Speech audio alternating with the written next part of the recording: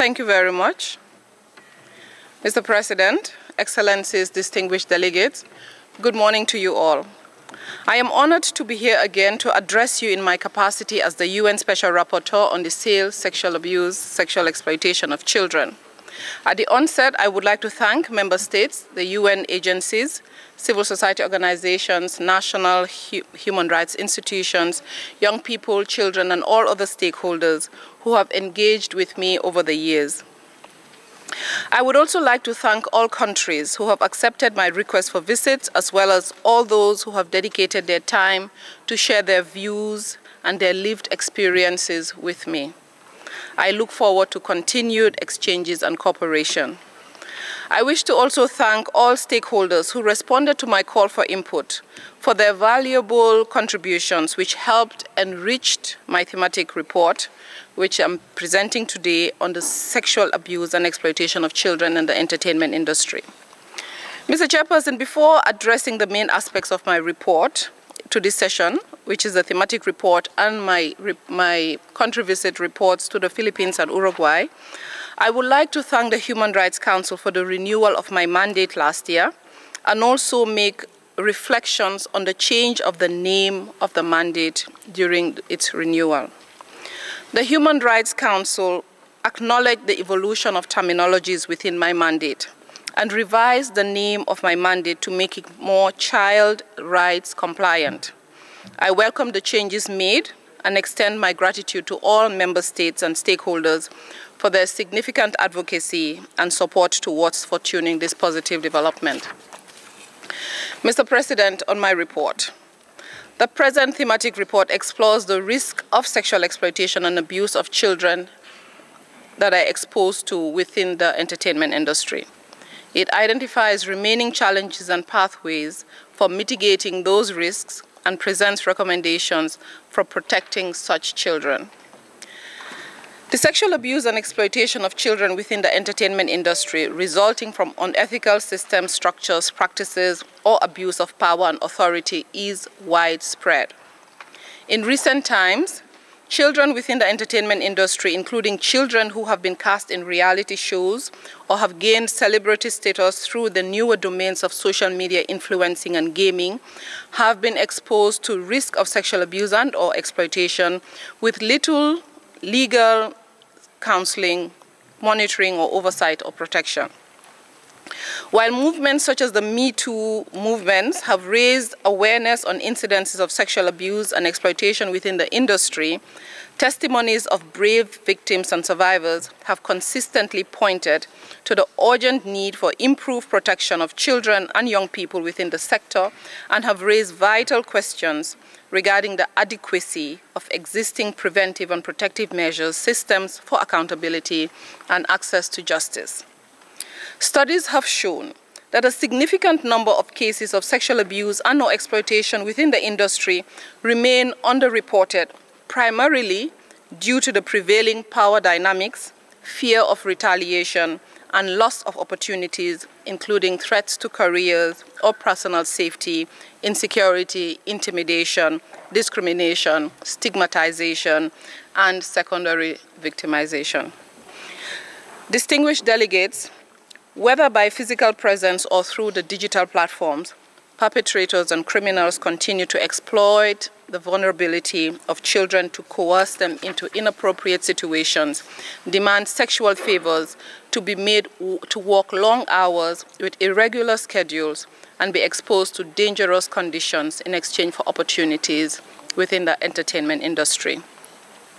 Moreover, the nexus between trafficking channels and business operating under the guise of the entertainment and tourism industries must not also be ignored. Modern technology and innovation also need to be taken into account to ensure the emerging challenges and concerns are addressed for the protection of children involved in this industry.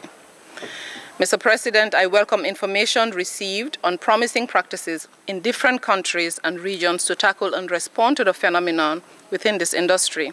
And many states and stakeholders have adopted various legislations, framework, programs, mechanisms, and initiatives. And based on the good practices and in view of the challenges faced by victims and survivors, my report offers a set of recommendations and pathways towards mitigating risk and urgent need to improve the protection of children and young people within the entertainment sector.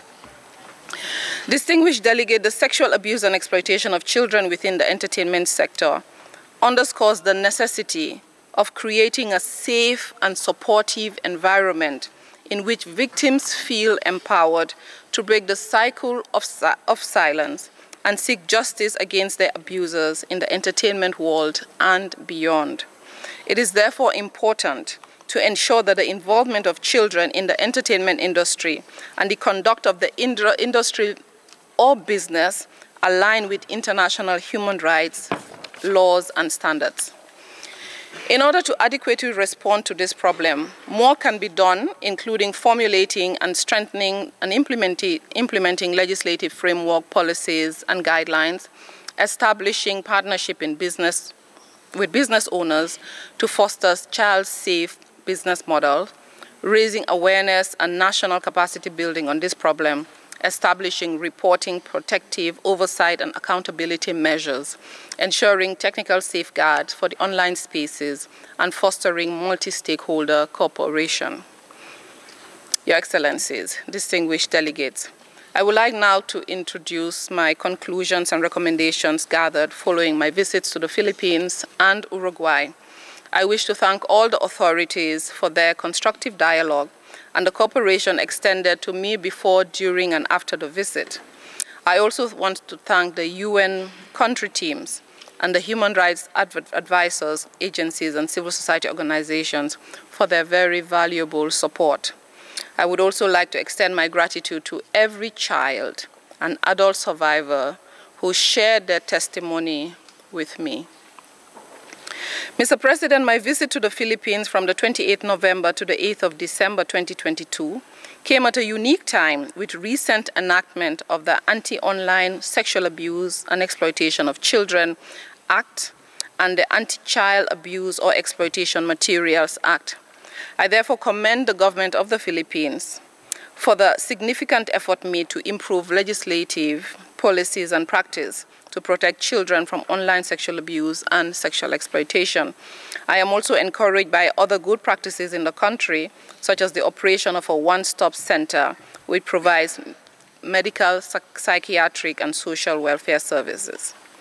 Despite various positive initiatives, there is a need to urgently set up a robust system for detection of crimes, complaint handling, and enhancing capacities of officials and social workers involved in child protection to improve meaningful support and rehabilitation of child victims and survivors, as well as redouble efforts to scale up support of vulnerable groups of children, including children with disabilities, indigenous and ethnic minority children. Greater attention also needs to be made to address the issues of sexual exploitation in the context of travel and tourism and in the context of transactional sex.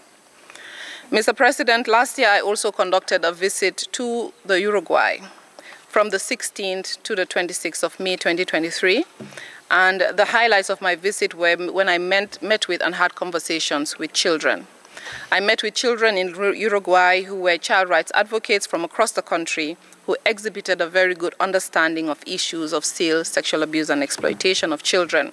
They recognized and had seen the different manifestation of this phenomenon around them and admitted to being reluctant to report due to fear of stigmatization on being judged.